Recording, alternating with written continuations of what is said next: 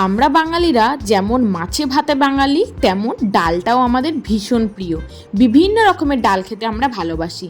মুসুর ডালের মধ্যে যদি কচি কচি লাউ ডগা দিয়ে দেওয়া হয়, তার যা দুর্দান্ত টেস্ট হয় না, সেই ডালের রেসিপি আজকে তোমাদের সঙ্গে শেয়ার করব। গরম ভাতে খেতে দারুণ লাগে। এটা আমার ঠাকুমার রেসিপি। ঠাকুমার থেকে এই ডালের রেসিপিটা শিখেছিলাম। চলো তোমাদের সঙ্গে শেয়ার করি। প্রথমেই একটা কড়াইয়ের মধ্যে নিয়ে নিয়েছি 4 কাপ মতো জল। জলের মধ্যে 1 কাপ নুন দিয়ে ধুয়ে রাখা মুসুর ডালটা দিয়ে দিলাম। এখানে আমি ডাল নিয়েছি 1 কাপ। ডালটা ধুয়ে যদি 5 মিনিট রেখে দেওয়া হয়, ডালটা একটু ভিজেও যায়, সেদ্ধ হতে কম টাইম লাগে। চলো কড়াইয়ের মধ্যেই ডালটা সেদ্ধ করে নিচ্ছি। কী কারণে ডাল কড়াইয়ে সেদ্ধ করছি তারও একটা কারণ আছে। ডালটা যদি একটু ঢাকা দিয়ে রাখি না, কিছুক্ষণ পর ডাল যখন ফুটে উঠবে, ডালের উপরে এরম সাদা সাদা ফেনা ভেসে উঠবে। যাদের ইউরিক অ্যাসিড প্রবলেম আছে, হাই প্রোটিনের জন্য মুসুর ডালটা অনেকে খেতে চায় না, তারা কিন্তু ডালটা ফুটিয়ে এই উপরের ফেনা ভাবটা যদি তুলে ফেলে দেয়, ডালে প্রোটিনটা কিন্তু অনেকটাই কমে যায়। সেক্ষেত্রে ডালে ক্ষতিকারক পদার্থটা বেরিয়ে যায়। ব্যাস মিনিট 10 মতো ডালটা সেদ্ধ করে নিয়েছি। খুব সুন্দরভাবে ডালটা সেদ্ধও হয়ে গেছে। মুসুর ডালটা একটু পাতলা বানাবো, তাই এখানে আরও জল কিছুটা অ্যাড করে দিলাম। এবার জল অ্যাড করে দেওয়ার পর দিয়ে দেব 2টো চেরা কাঁচা লঙ্কা, আর দিয়ে দেব কচি কচি লাউ শাক আর লাউ শাকের ডাঁটা একসঙ্গে দিয়ে দিচ্ছি। লাউ শাকটা যেহেতু খুব কচি ছিল, সেদ্ধ হতে কিন্তু একদমই টাইম লাগবে না। আর ডালও এদিকে প্রায় 80% সেদ্ধ হয়ে গেছে, একটু সেদ্ধ হতে বাকি আছে। আর মিনিট 2 মতো ফুটিয়ে নিই। লাউ শাকের সঙ্গে সঙ্গে ডালটাও সুন্দরভাবে সিদ্ধ হয়ে যাবে। চলো এবার ভালো করে লাউ শাকটা দিয়ে ডালের সঙ্গে মিশিয়ে নেব। এবার আরও মিনিট 2-3 মতো ঢাকা দিয়ে রাখলেই শাক, ডাঁটা, ডাল সুন্দরভাবে কিন্তু সিদ্ধ হয়ে যাবে।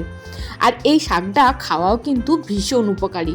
ডালটার মধ্যে শাকটা যদি ফুটিয়ে সেদ্ধ করা হয়, শাকের যে সত্ত্বটা সেটা কিন্তু ডালের মধ্যেই থাকছে। বাচ্চাদের এইভাবে কিন্তু ডালটা বানিয়ে খাওয়াতে পারো, ওদের ক্ষেত্রে এটা দারুণ উপকার।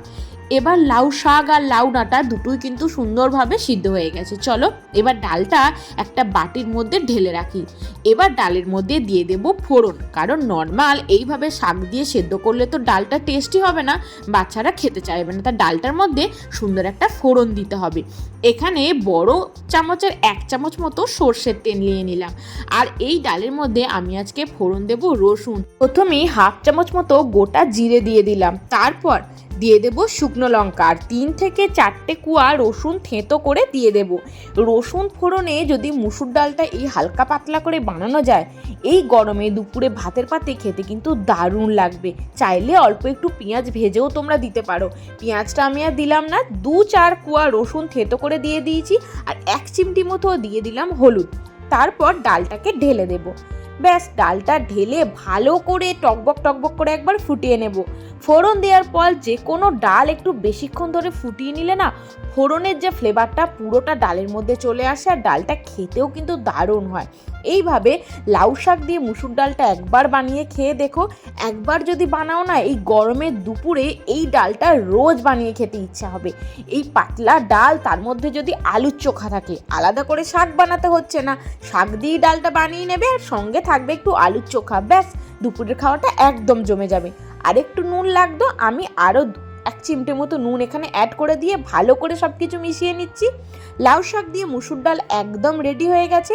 যে কোনো দিন অবশ্যই তোমরা এটা বাড়িতে বানাও, আর ভালো লাগলে আমাকে কমেন্ট সেকশনে অবশ্যই জানাবে যে এই ডালের রেসিপিটা কেমন লাগলো। বাচ্চা থেকে বড় সবারই জন্য এটা খুবই একটা উপকারী ডালের রেসিপি। অবশ্যই বাড়িতে ঝটপট বানাও, আর বন্ধু বান্ধব, ফ্রেন্ডস, ফ্যামিলির সঙ্গে শেয়ার করো।